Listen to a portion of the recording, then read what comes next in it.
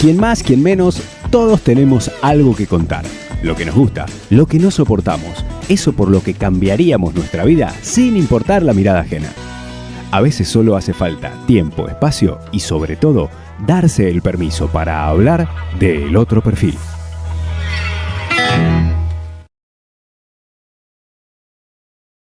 Soy Melina Riavis, restauradora y conservadora de bienes de papel en general, vamos a decir mi especialidad es papel. Me formé en la UNA, aunque no completé la carrera de restauración. Anteriormente empecé a estudiar medicina, tengo como ese bagaje, ese recorrido. Estudié varias cosas a la vez, pero bueno, me dediqué específicamente al papel. Hace 21 años ya que trabajo con restauración de papel, mayoritariamente de forma privada y también con proyectos en institución. A eso me dedico hoy, todos los días de mi vida. Para aquellos que de alguna manera nos hemos crecido alrededor de libros, incluso aquellos que tuvimos la suerte de estar muy cerca de de alguna empresa que fabricaba los libros, de una encuadernación donde corríamos y jugábamos arriba de los bancales y de los pliegos que estaban llenos de cartones y de las grandes hojas esas que después alguien doblaba y transformaba en libros. Y quienes tuvimos un abuelo que se enojaba cuando llegaba un libro para encuadernar o un libro para arreglar y estaba maltratado. Pero maltratado no por el uso de decir, che, está muy leído y las hojas por ahí no fueron bien tratadas, sino cuando aparecía algún pegote que no tenía que estar, algún mal cuidado porque había quedado arrumbado en algún lugar. Quienes tuvimos esa suerte, y además nos gusta mucho leer, valoramos un montón cuando un libro está bien cuidado.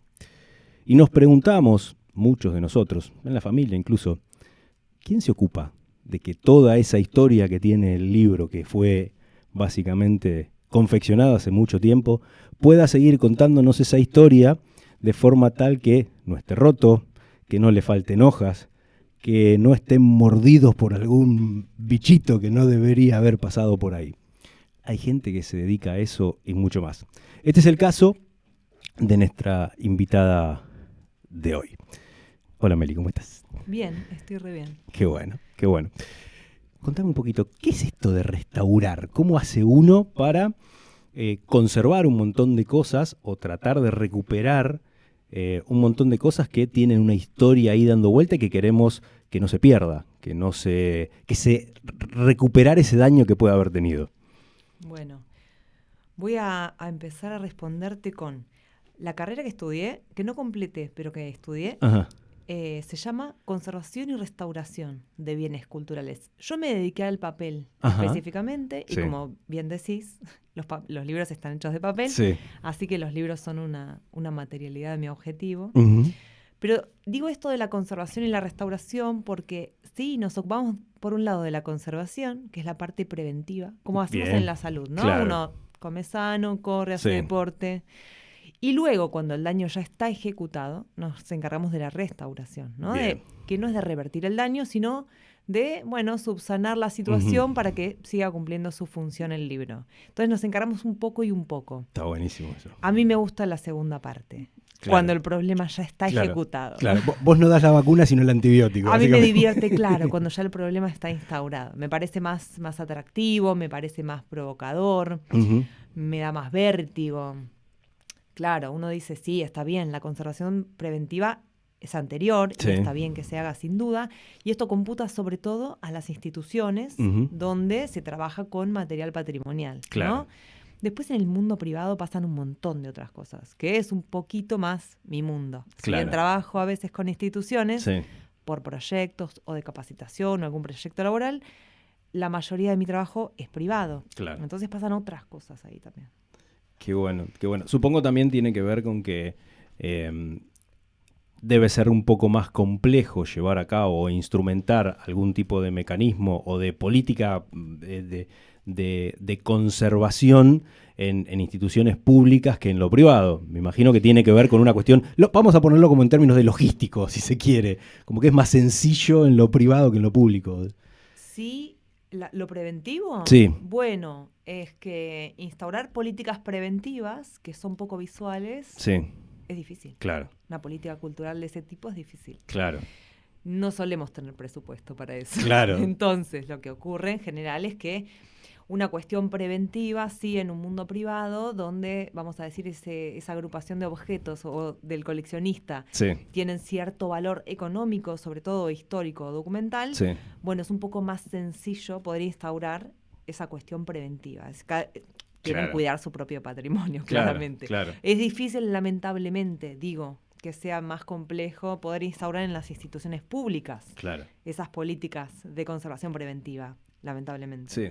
Pero bueno, un poco es así. Que es donde supongo yo, y esto son todas suposiciones, porque no tengo información alguna, pero donde debe haber un montón de información que se va deteriorando con el tiempo porque no existen estas políticas. Me imagino que habrá enormes archivos nacionales, en las provincias, en la ciudad, en la nación, en donde sea, que porque no se conoce cómo se debe tratar eso para que no se dañe y porque además, aunque se conozcan, no hay forma de sostenerlo, justamente por esto que vos decías, creo yo, ¿por qué es preventivo? Porque no se ve que va a pasar. Digamos, no es como una reglamentación que dice vos tenés que tener matafuegos. Claro. ¿Sí? Vos matar una reglamentación, tenés que matar fuego, no importa si lo vas a usar o no, pero tiene que estar. Bueno, ¿existiría alguna posibilidad de protocolizar esa conservación preventiva? Bien. Sin duda existiría. Pero bueno, vos dijiste archivos, que me parece que es una palabra clave, y vamos a decir, casi todas las empresas, instituciones, agrupaciones tienen documentación en papel que forman archivos, que ya estén declarados como archivos o no, ¿no? Desde sus estudios. Sí. Entonces hay un montón de papel que sostener desde el punto de vista administrativo, contable, no sé, un montón de información. Sí. Por lo tanto, es posible protocolizar en general una cuestión de conservación preventiva. De hecho, en mi trabajo, en mi profesión, se llama planes de conservación preventiva. Bien. Y existen modelos a copiar para que vos tengas una estructura y puedas armarlo, implementarlo en tu institución. Claro, la tipología que vos custodies, vamos a decir de papel, sea libro, archivo, biblioteca, la tipología de material puede hacer que vos tengas que agarrar ese plan de conservación preventiva y lo tengas que adaptar específicamente a tu institución para que sea, obviamente, exitoso. Claro. Y para que se pueda sostener en el tiempo. Sí. Pero sí hay una forma de protocolizar. Sí. Pasa que también lo que ocurre es que papel hay mucho. ¿Viste? Si yo te digo restauración de esculturas de metal, podríamos hacer un listado por provincia, por ciudad.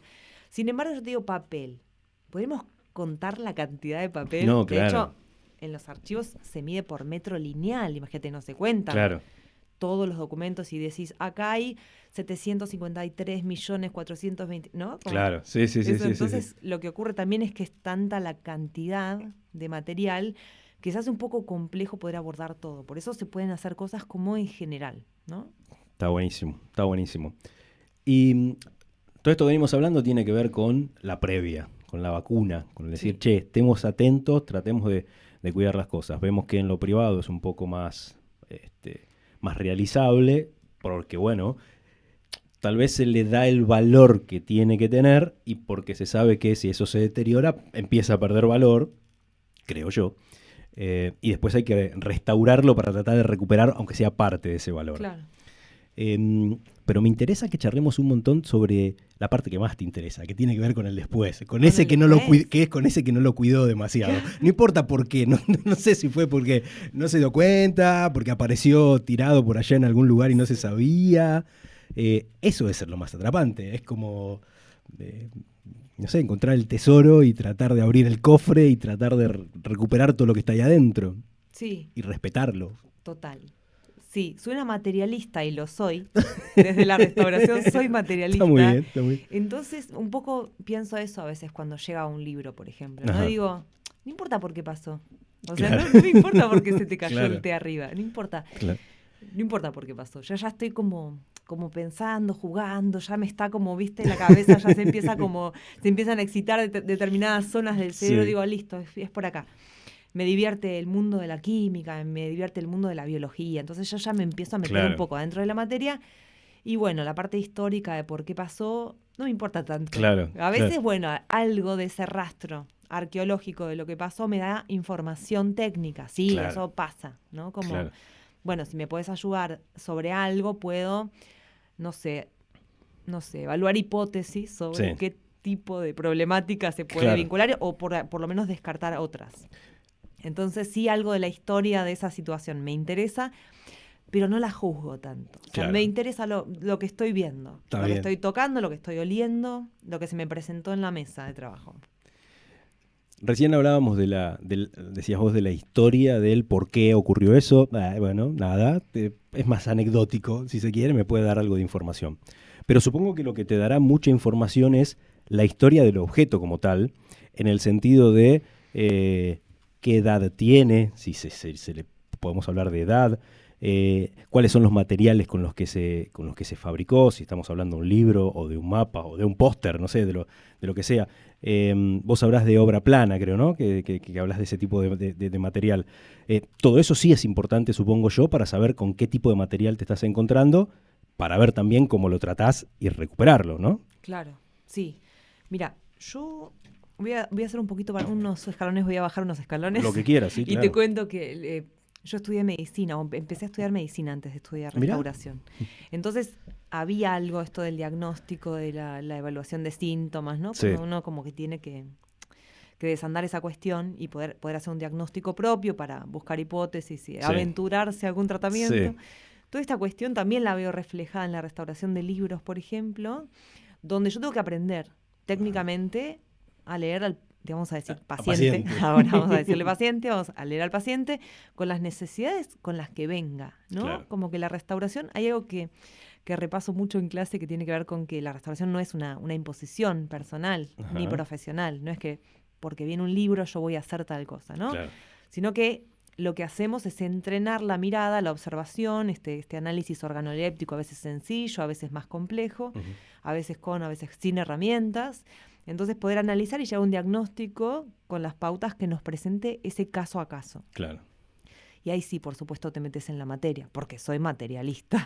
Entonces veo a ver las fibras de papel, qué papel es. Hay papeles que me convocan más que otros, porque tienen más plasticidad para las aplicaciones, por ejemplo, de técnicas químicas Ujú, arriba de ese papel, otros que tienen sus limitaciones, entonces, bueno, me desafían para ver cuáles son, como hay un montón de técnicas que ya sé que no puedo aplicar, cuáles son las técnicas posibles o hacer algún invento, esos tal vez me empujan más hacia la parte más creativa, claro. resolver como con menos elementos algo parecido. Entonces sí, claramente uno se tiene que involucrar en esa investigación material para ver qué tintas, qué papeles, qué formatos, cómo se pensó, cómo se hacía, obviamente conocer un poco la factura de esos Claro. momentos, aventurarse y también por una cuestión empírica de ver y ver y ver el Sí, trabajo. Yo hace ya varios años que trabajo de esto, sí. netamente. Entonces uno también va teniendo como ese registro visual, esto ya lo vi, esto se podría aproximar, o por lo Claro. menos hace un embudo y sabe todos los que puede descartar, Claro, ¿no? Entonces claro. se va como aproximando de a poquito. Pero sí, es eso, empezar a meterse ahí adentro de ese mundo de alguna manera un poco más microscópico, más abstracto, donde uno tiene que empezar como a predecir qué va a pasar con las Claro. cosas, ¿no? Y hay, en algunos casos debe haber un riesgo alto a la hora de tomar ese tipo de decisiones, porque si es algo que vos estás muy acostumbrado a hacer, porque el material es el mismo, porque las tintas son las mismas, porque hay épocas que supongo que estarán como un poco más, épocas de hechura que estarán un poco más estudiadas o más conocidas, y bueno, esto es de más o menos esta misma época, puedo trabajarlo de tal o cual manera. Pero debe haber un momento en el cual decís, y acá me la tengo que jugar, acá tengo que probar a Claro, riesgo de... mira, total. Yo creo que ahí se acerca más al mundo contemporáneo, ¿no? Claro, Cuando uno se va más al mundo antiguo, orgánico, más noble, sí. bueno, tiene como ciertos estudios un poco más laxos Ujú, sobre la materialidad, por ejemplo, en el caso del papel, papeles que tengan fibras de algodón, de lino, de cáñamo, ¿no? sí, Como estamos hablando de cosas más orgánicas. Y el mundo industrial hoy, donde se agregan microplásticos y, bueno, ujú, obviamente otros elementos que sí, responden diferente. Y me das como pie también para... Justo ayer le comentaba a una colega, estuve en el Centro Cultural Recoleta ajá, el domingo, y vi una obra de papel que era tamaño afiche, 70 por 1 metro, más o menos ujú, grande, sí, sobre un papel medio grueso, tipo acuarela, ¿no? Ya ujú, te imaginas sí, el escenario. Cuando leo la técnica que tenía aplicada decía, y acá yo me agarré la cabeza y dije, ¿qué hago si entra este papel al taller? Como un poco me dio miedo y a la vez aventura, ¿no? Claro. Dije, ¿cómo abordaría este problema? Claro. Y tenía limón quemado, como Ajá. cuando éramos chiquitos y Sí. pintábamos con limón y lo quemábamos, Sí. limón quemado, brea Brea, ajá. y resina poliéster en la superficie del papel. Ujú. Entonces tenía esa conjunción de problemas y dije, ¿cómo abordo este papel Claro. si llega a restaurar al taller? ¿Qué hago? ¿Qué hago? Tengo que empezar a meterme en esa materialidad. Claro. Pero claramente, cuantas más técnicas contemporáneas, sobre todo de plásticos y materiales combinados y Sí. tal, aparecen en la actualidad, bueno, más difícil es. Entonces uno se tiene que meter a estudiar cosas más contemporáneas. Por eso el mundo antiguo tiene como un terreno allanado, una comodidad, Claro. si se quiere, ¿no? Como voy por un lugar un poco más cómodo. En el mundo contemporáneo pasan otras cosas complejas, ¿no? Sobre todo en el arte. Digo el arte Claro. porque justamente es quien propone a veces sustratos mixtos Claro. arriba del papel, ¿no? Claro. Porque si uno habla de documentos, de libros, si es una Sí, tinta, tinta sobre papel. una tinta editorial sobre un papel Claro. de distintas calidades. En el mundo del arte, bueno, aparecen un montón de cosas que no son netamente del mundo papelero. Entonces, la evolución, los deterioros, las problemáticas empiezan a ser mixtas también. Entonces, mi experiencia, que es solamente en papel, me queda corta. Claro. Porque digo, me tengo que meter en ese otro mundo que yo Claro. no tengo desarrollo, nunca lo hice. Claro. Entonces me parece eso como que es un poco infinito, me da como una cosa de infinito mi trabajo, ¿no? Está Porque buenísimo eso. cada libro es distinto, cada documento es distinto, cada problemática es distinta. Hay veces que un mismo problema afecta a dos objetos de forma diferente, o aunque sean iguales, según el contexto, uno toma decisiones diferentes. Pero además se suma este mundo contemporáneo que es un poco infinito. Claro. Entonces, no es aburrido, ¿viste? Como que no hay repetición. Y es ahí donde tenés que empezar a trabajar con equipos multidisciplinarios o consultar a, qué sé yo, Sí. químicos, especialistas en tal o cual cosa. Absolutamente, absolutamente sí. Absolutamente sí. Yo creo que querer abordar todo y tener que estudiar y profundizar en todo para poder abordar un solo objeto, me parece que es un poco limitar las miradas. Claro. Porque acá justamente donde hablamos de técnicas mixtas y un montón de cosas que salen, digamos, del expertise de cada uno, me parece que lo que ocurre es que se nutre y se hace más rico cuando se invita. En el taller, por ejemplo, yo trabajo con mi marido, tenemos el taller. Hay veces que llega, por ejemplo, una pintura que no está hecha sobre papel, sino sobre tabla o sobre lienzo, entonces llamamos al especialista, o aparece un material metálico y llamamos al especialista. Claro. Hace poco entró al taller un material plástico, dijimos, no vamos a abordar esto porque no tenemos experiencia, llamemos a gente que esté trabajando con esta materialidad contemporánea. Entonces, como hay un diálogo ahí que justamente para poder abordar esas cosas, hay momentos que es necesario hacer equipo. Claro. Después esos equipos se ven reflejados en la realidad según si hay tiempo, presupuesto, recursos humanos. Bueno, cuanto más valioso sea ese bien, hay veces que es posible hacer esos equipos más jugosos, más profundos, más investigativos, más teóricos, más académicos.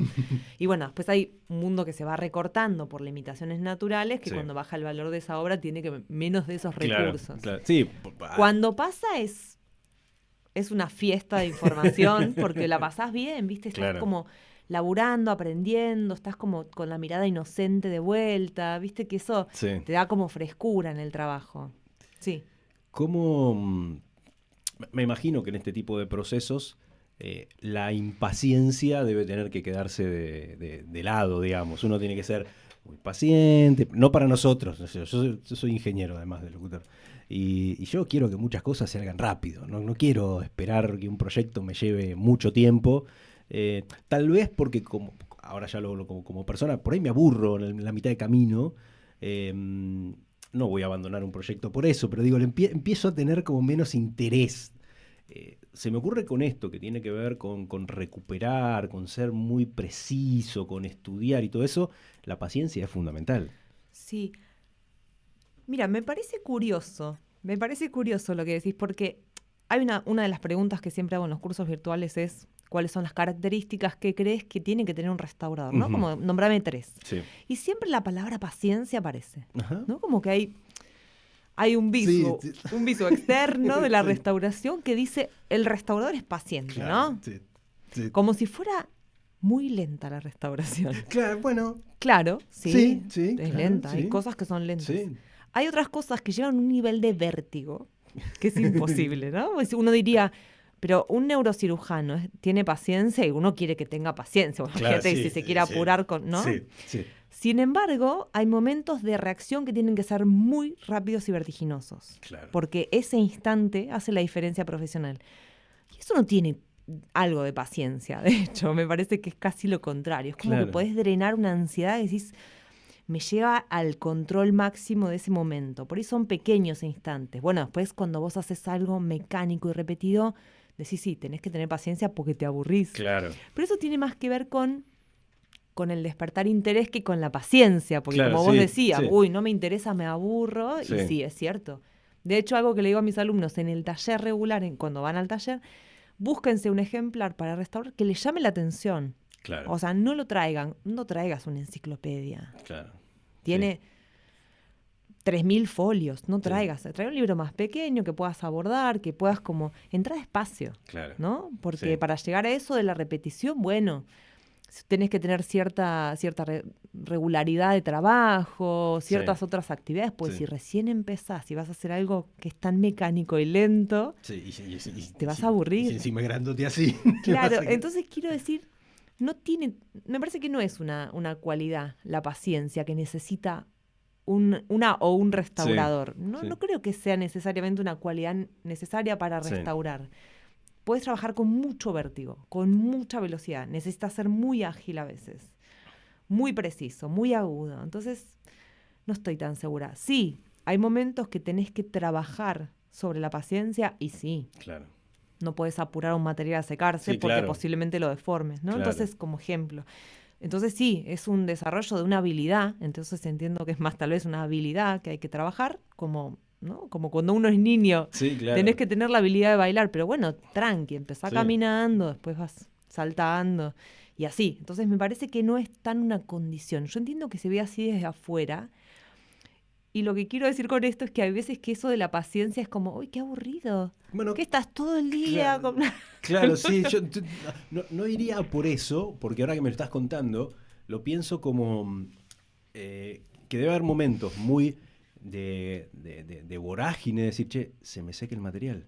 O sea, preparé una mezcla de algo y si no lo aplico rápido se seca, o qué sé yo, una pintura con un color, supongo yo, que por ahí necesitas que se haga en ese momento, porque si no, no funciona. Y hay otros que decís, che, pará, ahora tengo que esperar.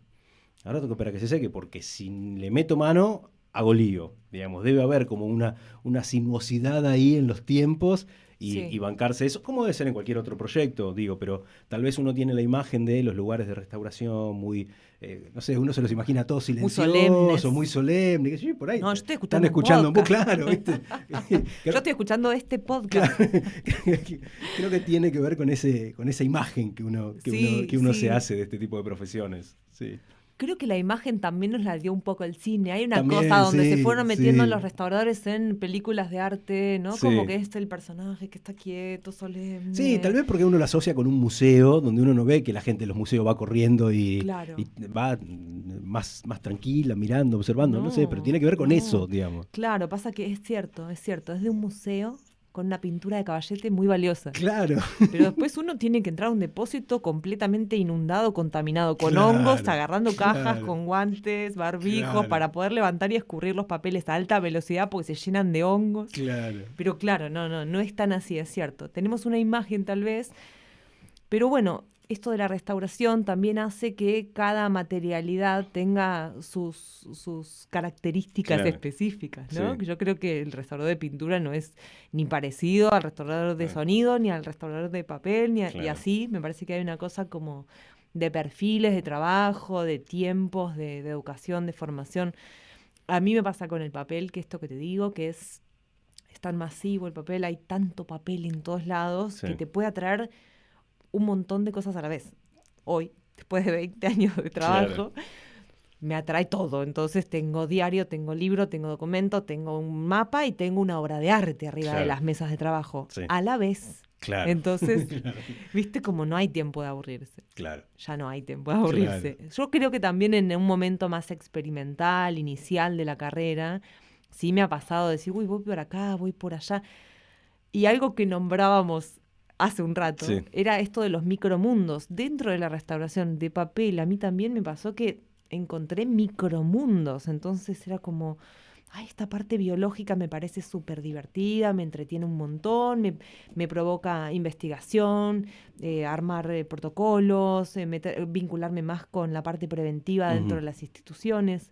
Después hay otra parte más química que me divierte porque es más efectista, entonces trabajo Claro. más con el arte y no como que tiene... Tiene un poquito de esas cosas, Sí. de ese popurrí de cosas que Sí. uno tiene como para no, si se quiere, aburrirse, como para seguir Es usando esa palabra. imposible aburrirse, Claro, no se me claro. ocurre algo más alejado del aburrimiento que la restauración. Bueno, creo que tiene que ver también con la pasión que vos le ponés, digamos. Claro, total. Si fuera un trabajo que vos hacés desapasionadamente, por Claro. más que tengas todo el mismo abanico de posibilidades, sería exactamente igual. Total. La clave es la pasión. Totalmente. Quiero que me cuentes un poquito sobre esto que hablábamos recién, de todo lo que tiene que ver con lo biológico, con hongos, con bichitos que aparecen por ahí, con eso que también te gusta mucho. ¿Con qué nos encontramos? Charlemos un poco de eso. ¿Qué podemos ver? ¿Qué es lo que siempre hay? No sé, a mí siempre me viene a la cabeza los estornudos que pego cuando abro un libro viejo, porque seguramente me han dicho que está lleno de ácaros. Digo, ajá, ¿qué más? ¿Qué pasa con eso? ¿Que es un objeto contaminado un libro? Sí. Bien. Es un objeto contaminado. Ojo, hay algunos que están contaminados, y lo voy a decir en el buen sentido, contaminados de información. Sí, Cuando los lees, totalmente. te tienen cierta información que pueden Totalmente. contaminar tu cabecita, Sí. para bien o para mal. Lo no es. importa. Estoy de acuerdo. Bien. Es un objeto muy potente un libro. Ahí te Totalmente. das cuenta que el papel es información de poder. Claramente que sí. Bueno, la parte biológica a mí siempre me divirtió porque te conté antes que había estudiado medicina. Sí. Había empezado a estudiar. Yo Sí. cuando digo estudié medicina no es que estudié, no soy médica. No, o sea, no, empecé a Soy estudiar las médica- primeras soy materias médica de la libros. Empecé a estudiar las primeras materias de la carrera y las que seguían, porque yo después me cambié de carrera, Ujú. también tenían que ver con mi interés. Por ejemplo, micología, ¿no? Que estaba Sí. por ejemplo, creo que era tercer año y yo no llegué a tercer año. Sí.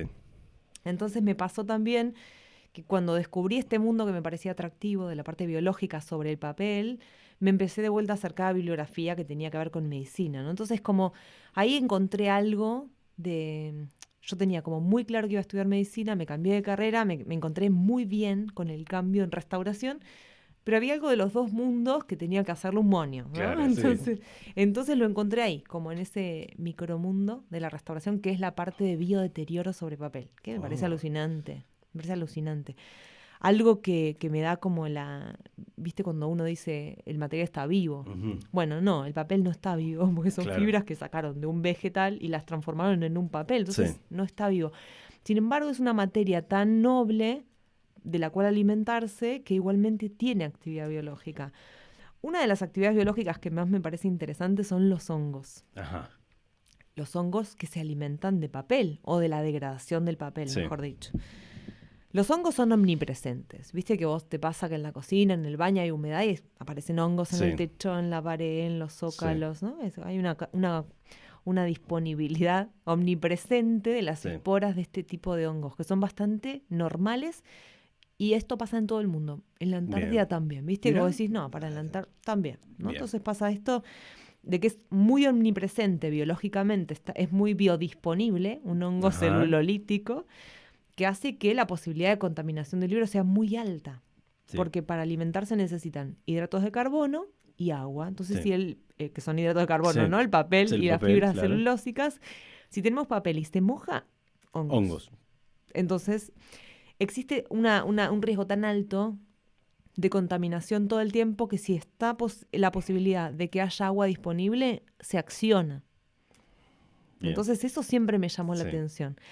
Por un lado, me gustan los hongos, me gustó estudiar los hongos, es algo microscópico también, que generalmente lo vemos como una mancha, y algo de lo abstracto y lo microscópico siempre me llamó también la atención, meterme como en esos pequeños mundos Sí. materiales. Sí.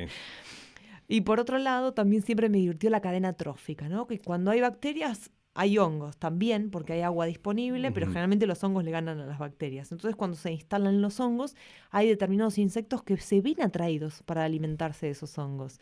Y si hay esos insectos, posiblemente hay ya otros insectos más grandes, por ejemplo, cucarachas. Claro. Y si hay cucarachas, posiblemente los roedores sean pequeños animales que se puedan acercar al papel. Y finalmente termina siendo una cadena trófica, biológica, que yo digo, no puedo creer. O sea, todo Wow. ese recorrido que puede llegar a tener un papel. Bárbaro.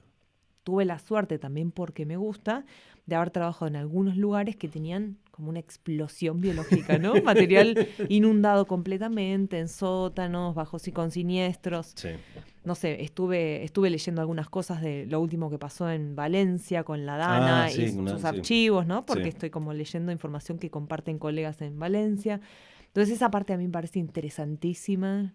Me interesan esos insectos, me interesan esos hongos. Entonces, no específicamente para investigar sobre esos seres vivos, Sí. sino cuáles son las problemáticas tan frecuentes que se repiten en lugares secos como Mendoza, en lugares secos como las zonas altas del país o Sí. en lugares absolutamente húmedos como el litoral. O sea, como Claro. pueden Sí. pasar en cualquiera de los, Sí. de los dos escenarios, ¿viste? Entonces siempre me pareció como interesante esa mezcla que hacía como el moño de mi mirada Ujú. entre la parte biológica, más exacta, si se quiere, con esa otra parte de la producción de papel, de las obras de arte, de las tintas, esa parte más, si se quiere, creativa y artística. Claro, sí. Ese sí, es como sí. mi broche que hizo como... Dije, este rinconcito me gusta mucho. Claro, está buenísimo, está buenísimo.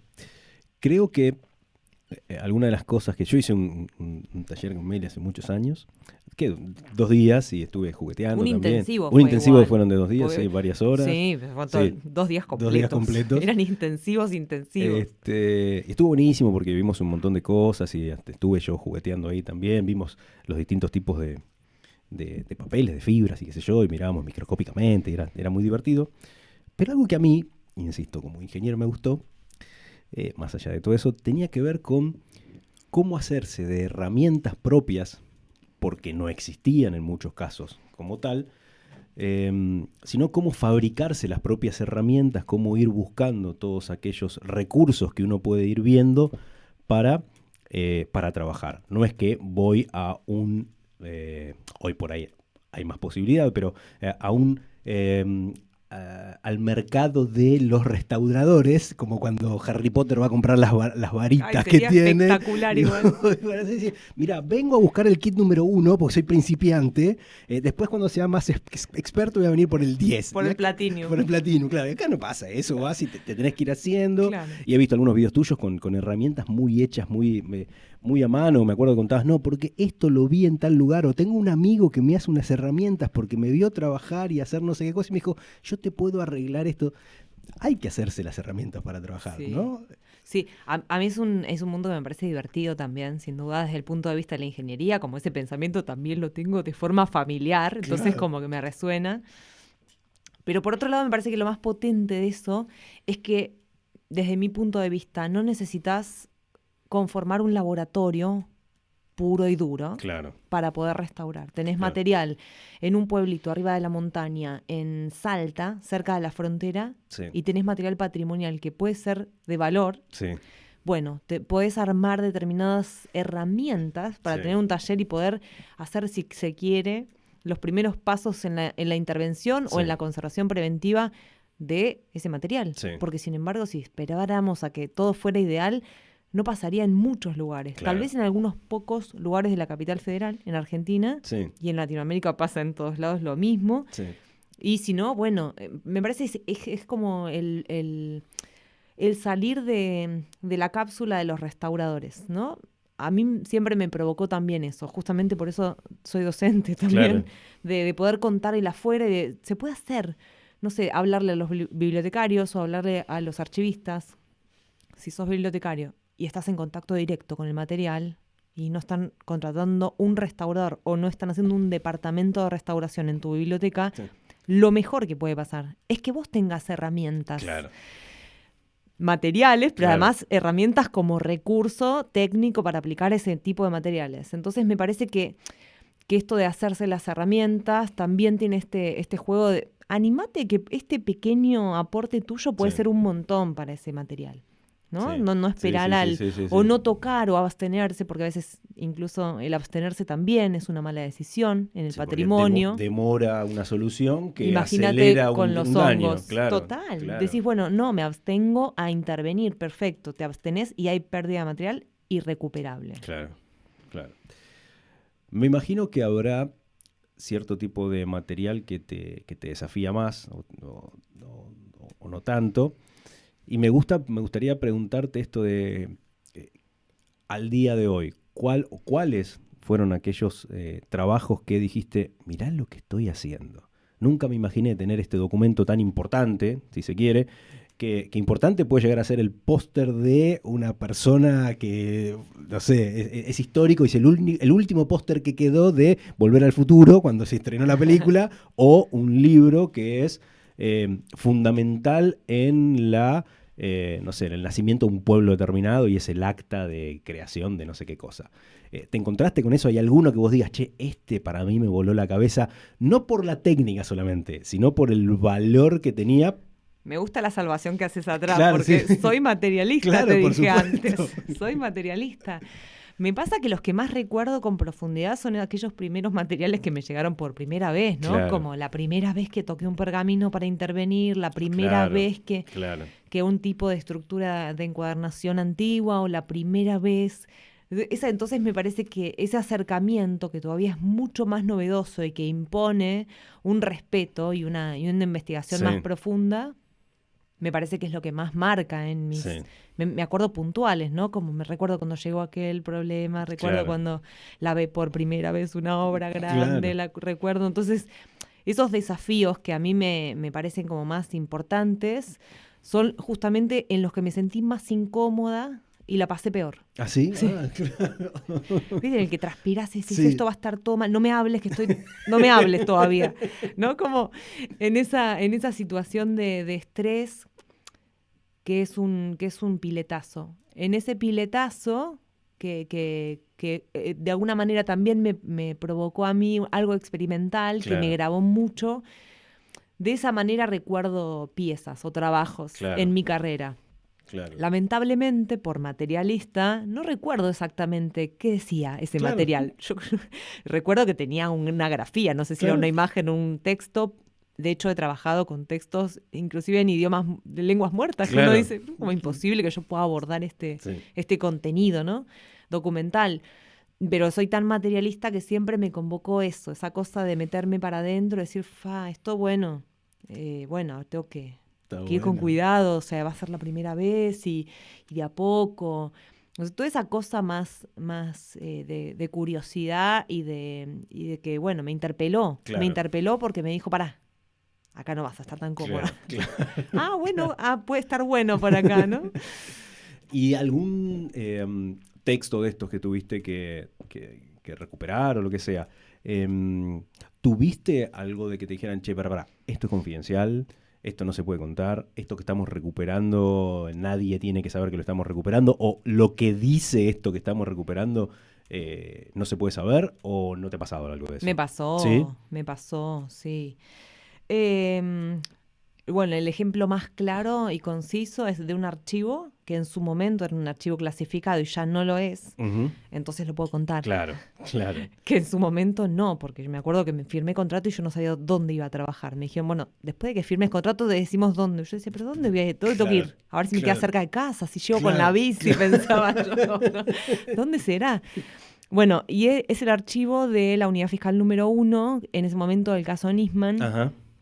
Con el caso AMIA, bueno, era un depósito, uno de tantos depósitos que en ese momento custodiaba la Exide, que estaba clasificado y empezaban a desclasificarlo con el programa de democratización de los archivos de las fuerzas que había puesto Rossi, ¿no? Sí. Entonces, en ese momento sí, me acuerdo que yo era tan curioso todo que le decía a mis amigos, voy a trabajar a la NASA. Entonces, ¿cómo te decían? ¿Cómo te fue en la NASA? Y yo me decían, ¿pero dónde? No puedes contar nada. Sacar fotos. Le digo, me retienen el teléfono. ¿Qué? Claro. Bueno, después eso se desclasificó y se dio a conocer. Obviamente se abrió y está, no sé si está accesible, ¿no? Porque ahora con todo lo que está pasando con los archivos de derechos humanos, no sabría decirlo exactamente porque me alejé de ese proyecto.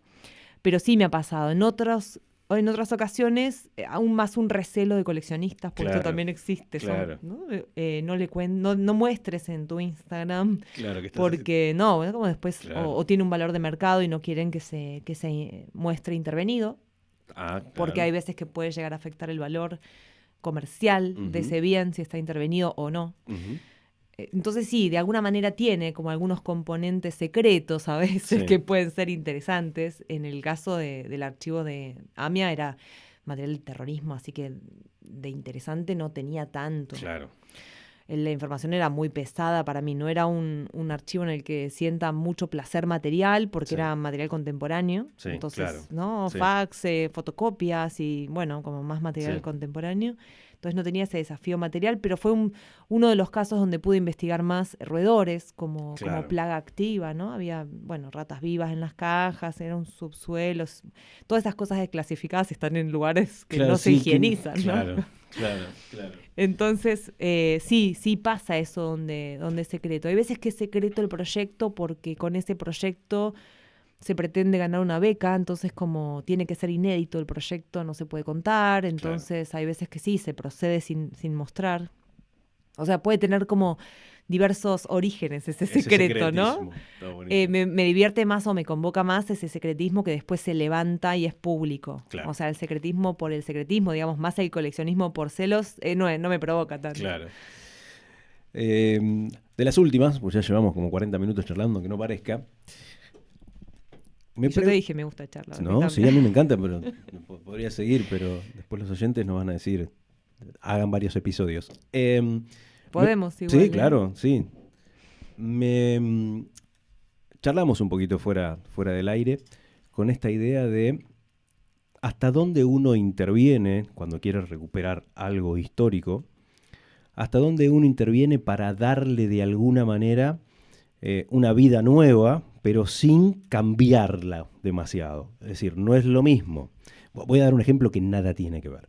Pero me imagino, si yo tengo guardada una pelota vieja de cuero que era de mi abuelo, llevársela al zapatero para que le cosa un pedazo de cuero sintético, está bien, voy a poder patearla, pero va a perder un poco ese romanticismo que tenía la pelota de mi abuelo.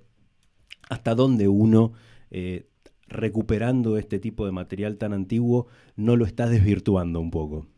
A mí me gusta mucho el ejemplo que diste, porque vos decís nada que ver, pero bueno, me das pie para decir algo que me parece muy importante. Esa pelota de fútbol que vos querés sostener de tu abuelo, hoy no tiene la función que tenía, que era patearla. Claro. Porque si querés patearla y mantenés todo como está, posiblemente no vaya al lugar donde querés. Exacto. Entonces, si te la arregla el zapatero, capaz que es funcional de nuevo. Entonces, lo que ocurre, sobre todo con los libros, vamos a decir, que tiene una estructura en su ingeniería articular, digamos, a diferencia de un plano de papel, en los libros sobre todo, la misión es la consulta. Bien. Y tiene que seguir sosteniéndola. Bien. Entonces, la intervención tiene que devolverle esa función. Bien. Necesariamente. Porque es un material informativo. Claro. La única forma de consumo generalmente, salvo que algún caso extraño se lo decida observar como objeto a ese libro, pero generalmente es para ser consultado. Entonces, hasta dónde se interviene es hasta devolverle la función, desde mi punto de vista. Bien. Ahora, ¿cuáles son los procedimientos entre técnicos y estéticos que se le aplican para llegar ahí? Me parece que ahí está la palabra depende, y a mí me gusta dividir el mundo público del mundo privado. Bien. En el mundo público hay limitaciones obvias, presupuestos, tiempos, personal disponible, etcétera. Entonces, las intervenciones que tal vez apuntan menos al devolver su función, como puede ser una restauración estética, bueno, puede pasar como a un segundo plano y avanzar, ¿no? Total, con esa limitación en la intervención ya se le devolvió la función. Claro. En cambio, en el mundo privado, a veces lo que ocurre, con mucha frecuencia, es que ese devolver estético es lo gustoso para el custodio de ese material, ¿no? Como que le digo a un cliente, bueno, te lo devuelvo así, con este papel Japón, que articula la bisagra y se puede consultar, pero está blanco, a diferencia del original que es verde. Y me va a decir, No, No, pintámelo de verde. Claro, claro. Porque Claro. quiero seguir viendo eso, ¿no? Como no quiero separar tan fríamente el mundo técnico del estético, porque también esa estética tiene que ver con la historicidad, Claro. pero me parece que en el mundo público y en el mundo privado se toman decisiones diversas y ninguna está bien o ninguna está mal. Claro, sí, sí, ¿no? sí, sí. O ninguna es más o menos. Sí, sí, sí, sí, sí. Justamente algo que me parece que es muy notorio y que vengo repasando en los últimos cursos virtuales, sobre todo que estoy dando, es esto de poder llegar a un criterio entendiendo un contexto. Es como que la restauración sin contexto yo no la comprendo, como Claro. que nunca la comprendí. Claro. De hecho, en clases regulares le digo a mis alumnos, traigan un libro, pensemos un contexto, ¿no? Entonces, bueno, ¿y ahora qué sigue? ¿Qué le tengo que hacer? Bueno, ¿vos qué pensás? ¿Y pero le puedo hacer esto? ¿Puedes hacerle esto, lo otro o lo otro? Claro. La decisión tómala vos. Si vos no tenés un contexto porque es tu pieza privada, inventalo. Pensá que este libro es para una biblioteca. Entonces, ¿cómo impactaría su uso ahí, Claro. ¿no? En tu técnica? Sí. Entonces me parece que esa visualización del contexto, como el todo para Sí. no caer en la restauración como una imposición, como te dije anteriormente, Claro, ¿no? claro. Porque cuando uno quiere estudiar la restauración desde un libro, se encuentra con la imposición. Capítulo 1, papel. Sí. Restauración de cortes. Injerto de lagunas. Claro. Retoque cromática, 2 puntos. Entonces, uno puede como mecanizar un poco el proceder, que nunca es tan así en la práctica. Nunca es tan así. Y lo único que tenés que tener medio filoso y vas entrenando con el trabajo es la observación, la creatividad, la soltura, la flexibilidad, este vértigo de dejarte llevar Sí. un poco a veces por este vértigo que te nombro. Por eso que ahí está como una gran diferencia. Qué bueno, qué bueno. Me encantó. Me parece que, como último, y prometo que sí que es lo último, ¿qué podemos hacer aquellos que tenemos nuestros libros en nuestras bibliotecas para que sufran un poquito menos? No sé, que no les dé el sol, limpiar las bibliotecas, no sé, pasarle el plumero, no sé, algo que cuando lo escuche mi vieja diga, yo escuché que Melina me dijo que si yo hago esto, este libro me va a durar un poquito más, aunque después no lo abra nunca para leerlo siquiera, Claro. pero Yo creo que hay una clave muy fundamental que es como la del baño de tu casa. Ajá, Higiene, perfecto. ¿no? Como higiene. Es como muy preventivo. Vos cuando Claro. haces la higiene en un libro, bueno, observás a ver qué pasa, si tiene la tapa suelta, se le está aflojando el lomo, se le cortó una hoja y no me di cuenta, ¿no? Como Sí, lo saqué de la estantería a ver si tenía mugre abajo, si apareció un insecto muerto atrás de la biblioteca. claro. Entonces, claramente en ese movimiento de limpieza y higiene, uno Sí. hace un control y un monitoreo de lo que está pasando. Entonces, me parece que eso es clave. Claro. Imagínate que, ¿cuántos libros aproximadamente tenés en tu Uy, biblioteca? acá debe haber casi 400. Bueno, imagínate mantener limpios 400 libros. Pues imagínate que yo te lo propongo como proyecto. Tenés que limpiar tu biblioteca. ¿Cada cuánto tiempo podrías hacerlo? Con mucha suerte, una vez al año. Sí, claro. Decís, bueno, Sí, me tomo los- este verano, los no me saco voy de vacaciones. todos, los limpio todo. No me voy de vacaciones y limpio. ¿No viste? Uno lo piensa y decís, bueno, es obvio, limpieza e higiene. Pasa Claro. que llegar a ese punto de minimizar tanto la problemática futura es mucho recurso. Claro, Y en las bibliotecas públicas esto se ve, es mucho Claro. recurso poner a alguien disponible para que limpie libros. O sea, Claro. ¿quién va a contratar el limpiador de libros? ¿No? claro. Entonces me parece que esa es como la clave fundamental, pero muchas veces es muy difícil de llevar a la práctica. Esto que te contaba, ¿no? Anteriormente, Sí, cuando estás en una colección privada, esto de protocolizar un protocolo justamente de conservación preventiva, en el mundo privado, si vos tenés dentro de tus 400 libros, vos sabés que tenés 100 que son de alto valor, sí. porque no se consiguen más, porque Sí. son ediciones únicas o porque están firmadas por el autor, no Sí, importa por qué, digamos, sí, sí, 100, sí, sí. 100 que vamos a considerar Sí. el tesoro de tu Sí. biblioteca. Si yo te digo eso, lo de la higiene, vas a ir a corriendo A eso. a organizar eso, Claro. que tiene valor, que no tiene Claro. reemplazo, ¿no? Como, Sí. entonces, claro, eso minimiza mucho el riesgo y la posibilidad de daño irreversible. Claro, Entonces, bueno, menos restauración después. claro. Pasa que es mucho trabajo eso. Claro. Por supuesto, que no le dé el sol es un montón también, Sí. porque el sol es un factor de fotodeterioro muy Muy. agresivo para el papel, muy agresivo. Nos damos cuenta si dejamos el diario al Sí, sol. claro, sí. Aunque sí. ahora lo leemos virtual, pero Sí. si dejas el diario al sol, viste que se pone amarillo Sí. en unas horas Sí, nada sí, más. sí, sí. Entonces, claramente sí, el sol y la contaminación lumínica es muy importante, pero esto de la limpieza, el control, que justamente es muy difícil de llevar a la práctica de forma completa y sostenida, es como la forma de minimizar los daños en serio. Está buenísimo. En serio. Entonces, si vos tenés ciertos libritos de valor, bueno, los podés tener medio más cuidados, en el lugar más oscurito, más controlado, más limpitos. Podés dejar una pinceleta a mano dentro de la biblioteca. Cada vez que sacás uno, Tiqui, te tiqui. acostumbras a limpiarlo un poquito, una pinceleta suave. Sí. Plumeros no, porque pueden dejar restos Dejar de resto de plumas pluma, en la claro, biblioteca. Entonces, claro. generalmente erradicamos los plumeros y las gamuzas Ah, mirá. de las bibliotecas, ¿viste? La gamuza naranja. Sí. Bueno, también deja muchas fibritas de algodón naranjas. Entonces, un trapo de microfibra, una pinceleta suave. Ya con eso es un montón.